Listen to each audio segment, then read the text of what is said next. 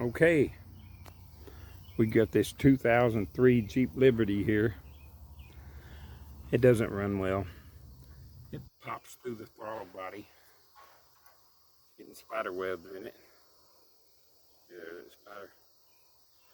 And so I've kind of taken it apart here to see what I might be able to see.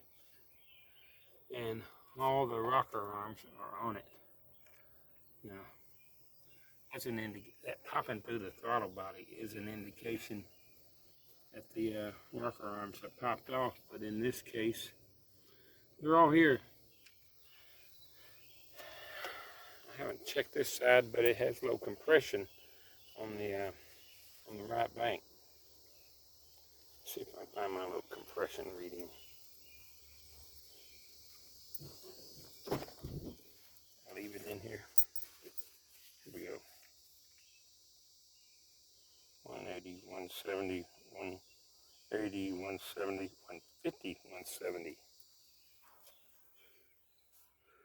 The car's not perfect by any means, but it's not terrible. Its major exterior issues are the fact that it got the opportunity to sideswipe a tree and put a dent in it here, and a dent in it here, and up here. That's about it. Pop that out and do a little body work. Pop this out and do a little body work. This will be a little bit of a different kind of massaging here. It's kind of bulged right here and pushed in here. This can be tapped out, and a little bit of metal and Bondo work. But I'm not exactly sure what to do with it. I think I'm gonna put the valve cover back on it and recheck the compression. There is no water in the oil, but I think it might have a cracked head, and that's causing it an issue.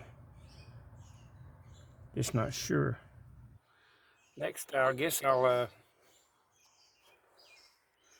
take the valve cover off the driver's side and check those rocker arms. It may be fooling me a little bit, so that's gonna be what we're gonna do.